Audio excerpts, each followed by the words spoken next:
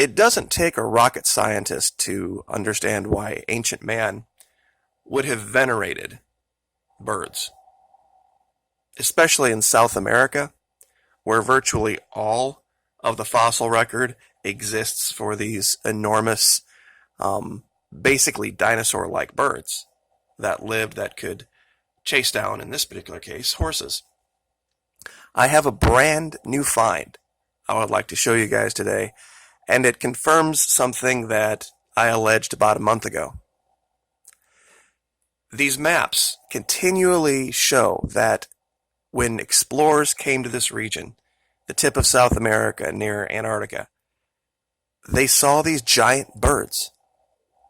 Birds far larger than ostriches. In fact, here in Florida, a man some years ago was killed by this, what is regarded as the most dangerous bird on Earth. It basically jumps up, it has a giant claw, and it will punch it right through your sternum and unzip you, and your innards will fall out, and that's how you'll die. A horrible, horrible death. Now, if that weren't bad enough, this is Argentavis magnificens next to an average human being. This thing could fly. And, of course, the name Argentavis from Argentina, part of South America where we're looking at.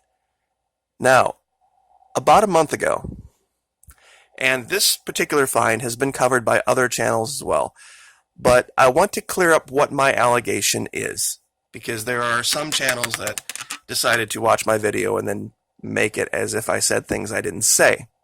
I'm not going to name those channels because they're small and irrelevant and just trolls. But just to be very clear, now some have made the allegation that this is some kind of a landed spacecraft. You can trace it back to what looks like an avalanche here. Now where it came from and why this particular piece stayed all together, it's tough to, figure out what that is. Why would that be?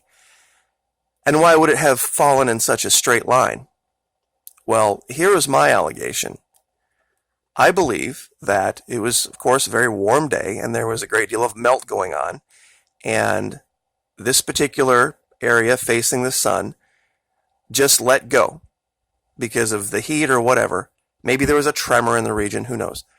And there was something trapped in the ice, high up in the ice, that fell. And it wasn't just rock or ice. It was something organic. I believe that it's the giant spine of an ancient bird or an ancient serpent or something like that. Some ancient creature, just the head and the spine, everything else having been left in the ice.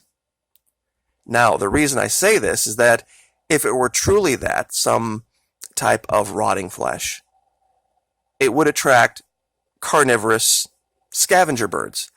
And I really wish I wouldn't have tried to do this, because I wish I would have waited, I guess, for the 4K computer to show you guys this. Because it's incredibly difficult to see using the technique that I'm using right now. But in this cave opening right here, there is the outline of a dark gray bird, and there is a giant orange bill. Now, I know a lot of you are probably looking at this going, what are you talking about?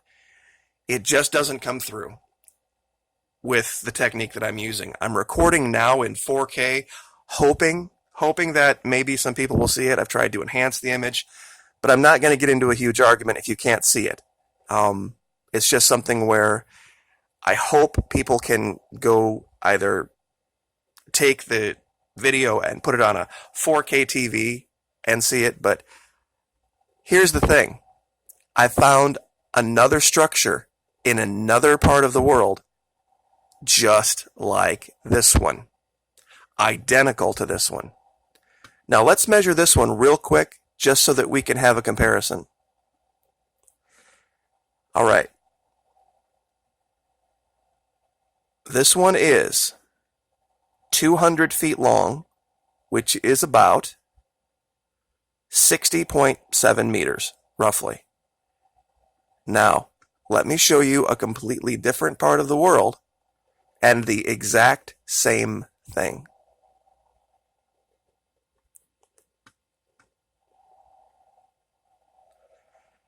Now, this is the Patagonian ice fields in southern Chile. Exact same thing. What do we see? This giant cylindrical structure, whatever it is. There's an avalanche, and for some reason, it stays all together in one piece and slides down the side of the mountain. Now, what we have here is really cool because this is October of 2015. This is December 2014. So we know when this happened. And we can see the region before the avalanche.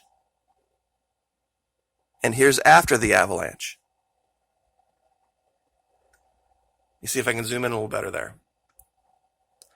Now, I've gone up to this region where it looks like it came from. And I've tried to measure out different areas to jive it up with the size. This one is a little bigger. Let's go ahead and measure it.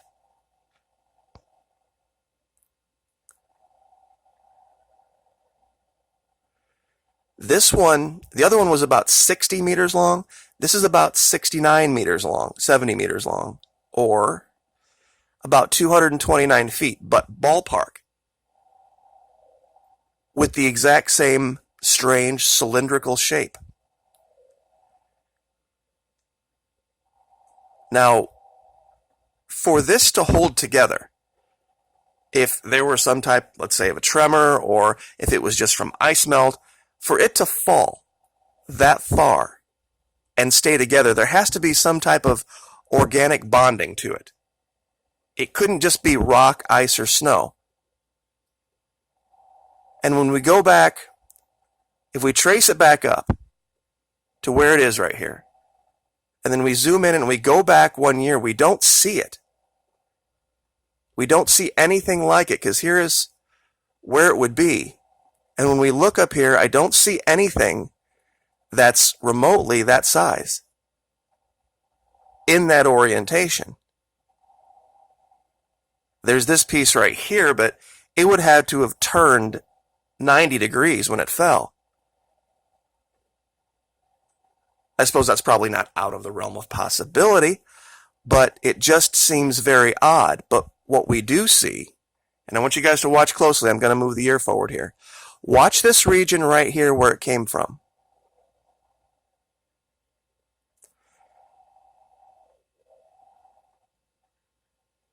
Here's the track right here.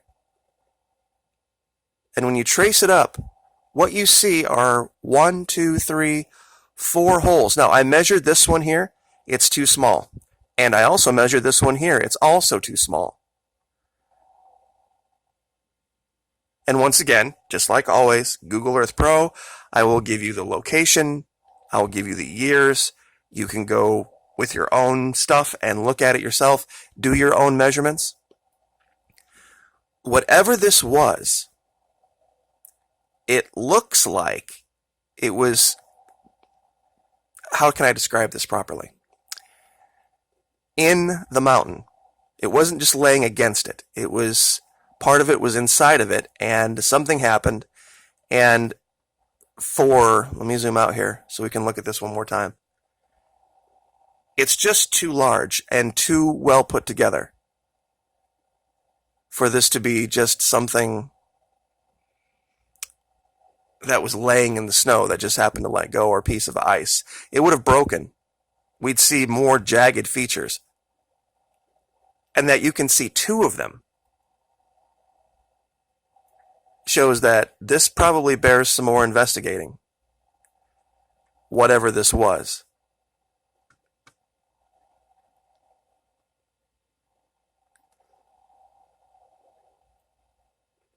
And oh, by the way, both of these avalanches happened in the same year, this one and the previous one. So it also kind of makes me wonder And I know this is kind of a long shot, but what if it was a projectile fired from below the surface and came out through one of these holes and then just lost its inertia and then fell and then landed? It'd be a great way to get to the surface, or at least to create a path to the surface. I know that's a long shot, but looking at it sideways, it almost has the appearance of a really long, like catamaran-like boat, because the back end here is kind of pointed.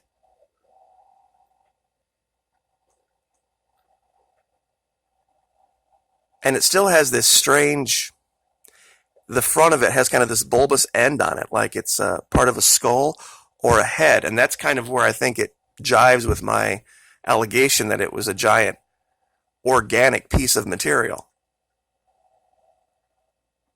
A head and basically a spine, because that would be the two things that would live the longest, I guess.